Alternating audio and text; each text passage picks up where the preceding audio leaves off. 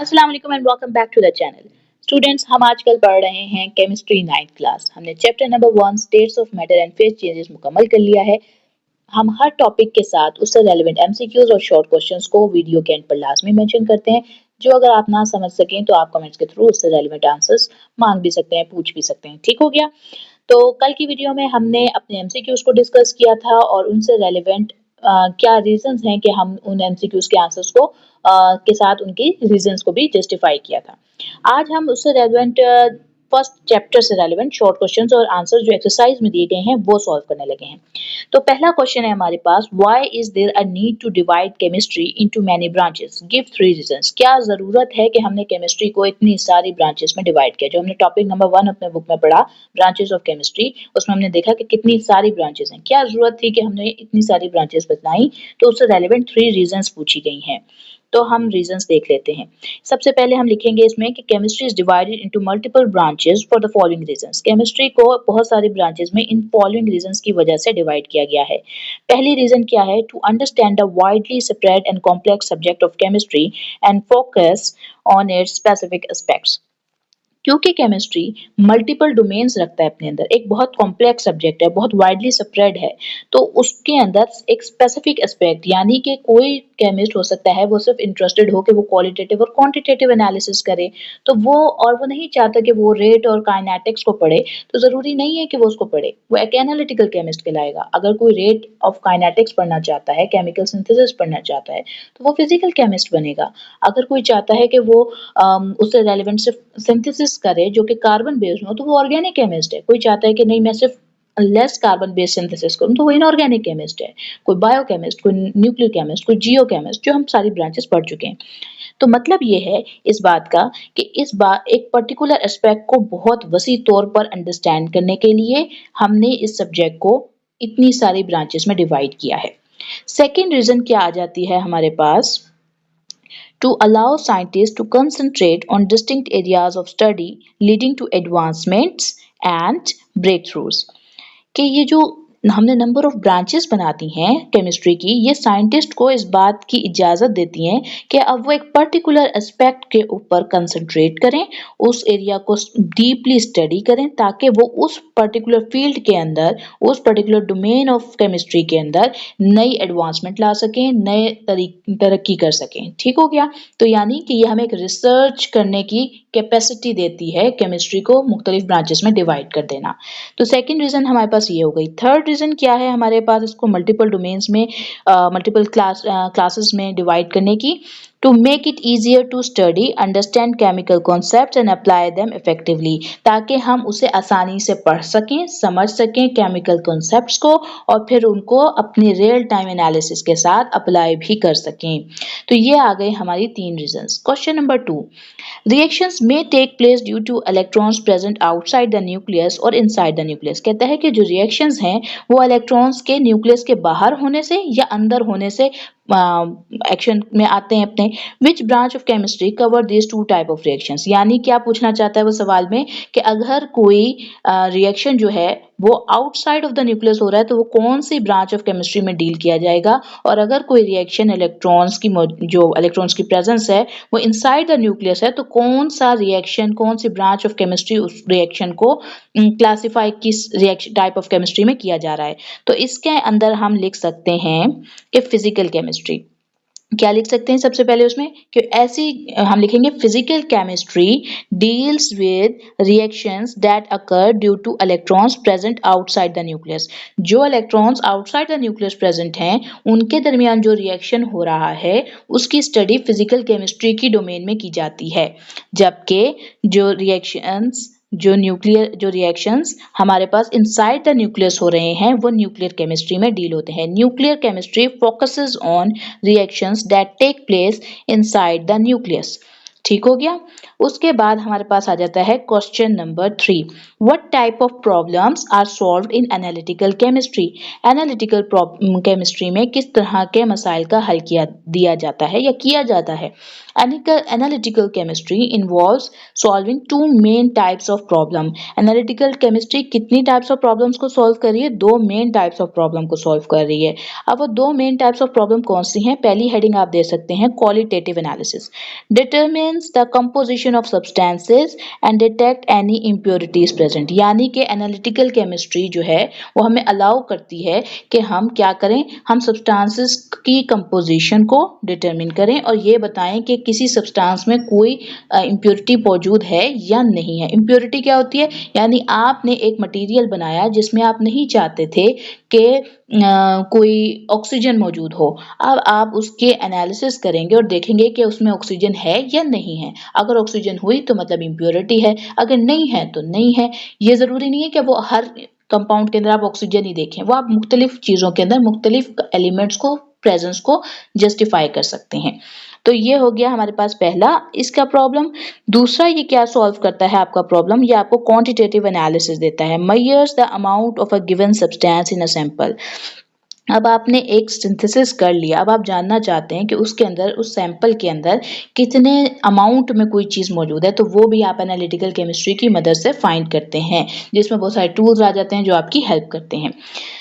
तो ये हमारे पास हो गया था क्वेश्चन नंबर 3। क्वेश्चन नंबर 4 है both graphite and graphene have hexagonal layered structure, what is the difference.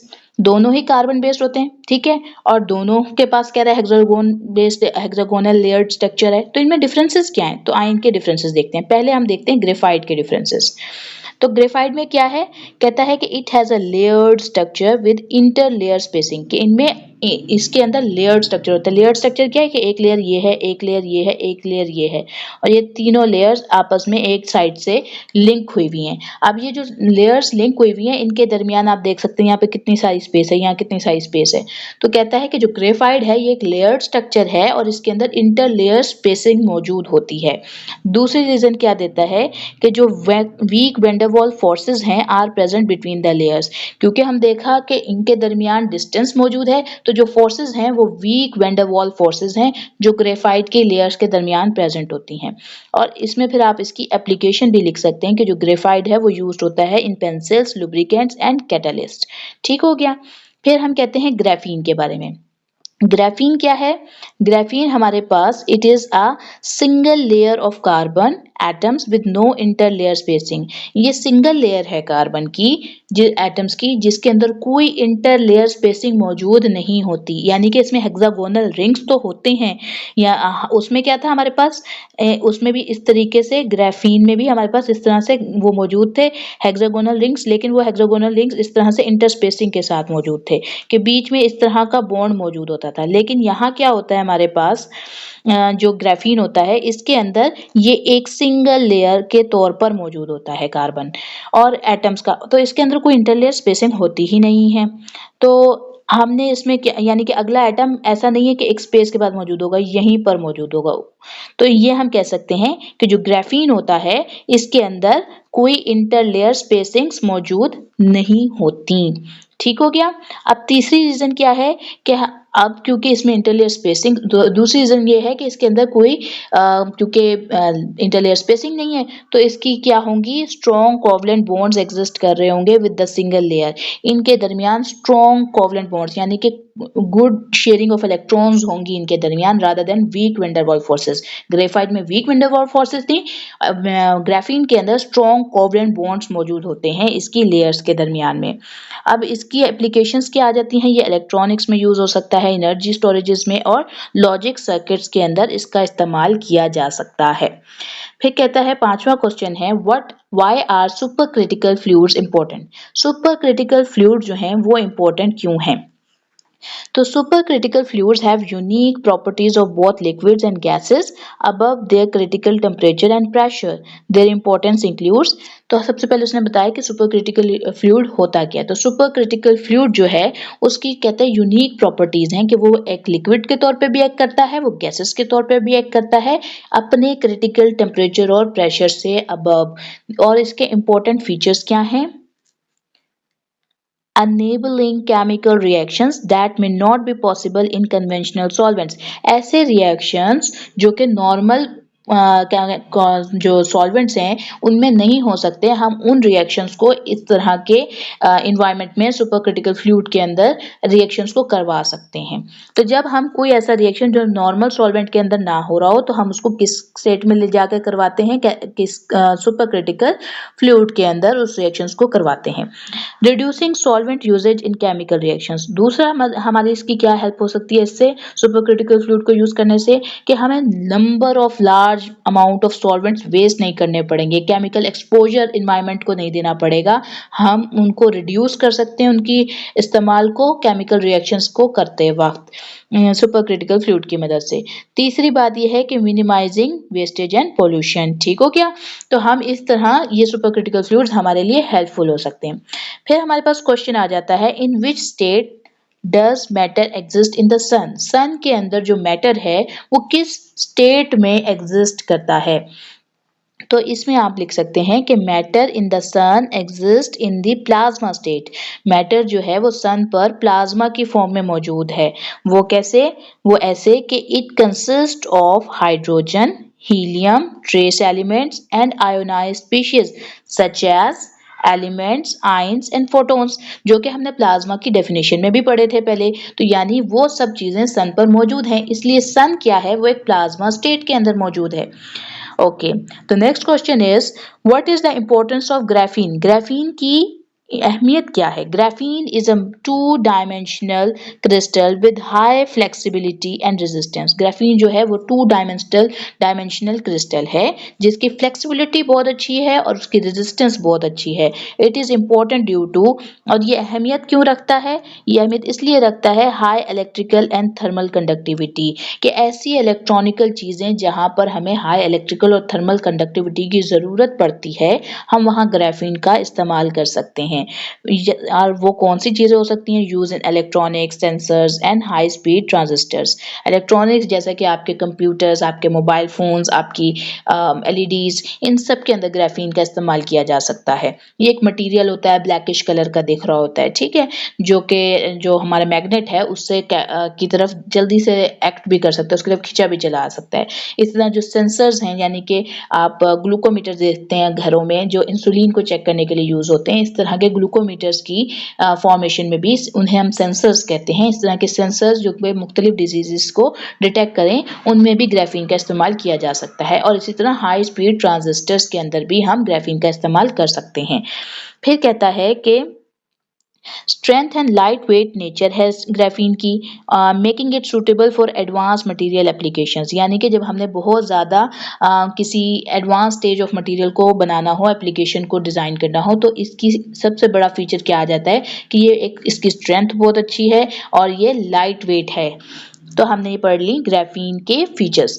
Which form of matter do most material things in this world belong to? इस दुनिया में मैटर की से रेलिवेंट ज्यादातर चीजें किस state से एग्जिस्ट कर रही होती हैं, ठीक है। Most of the material things in the world belong to solid state, ये हमने पहले भी पढ़ा था अपने टॉपिक के दौरान में कि जो ज्यादातर मटेरियल थिंग्स हैं, जो ज्यादातर मैटर की चीजें हैं, वो सॉलिड स्टेट से एग्जिस्ट कर रही होती हैं, विच define their shape and structure, जो कि उसके स्ट्रक्चर और शेप को डिफाइन करते हैं। वहां हमने टॉपिक के अंदर जो बुक के अंदर लाइन लिखी हुई थी वो यही थी कि सॉलिड स्टेट के अंदर मैटर ज्यादा एग्जिस्ट करता है as compare to liquid and gases, ठीक हो गया। और उसकी रीजन ये है कि इसका ये एक अच्छी शेप देता है, एक अच्छा स्ट्रक्चर देता है। तो इसी के साथ उम्मीद करते हैं आपको आज की वीडियो पसंद आई होगी और बाकी टॉपिक्स भी आप हमारी वीडियो पर जाके पढ़ सकते हैं। नेक्स्ट वीडियो में हम अगले कंस्ट्रक्टिव क्वेश्चंस के आंसर्स को डिस्कस करेंगे और इसी तरह जब ये चैप्टर्स के क्वेश्चंस हमारे मुकम्मल हो जाएंगे तो हम चैप्टर नंबर 2 शुरू कर देंगे इंशाल्लाह। इसी के साथ अलविदा लेते हैं, अल्लाह हाफिज।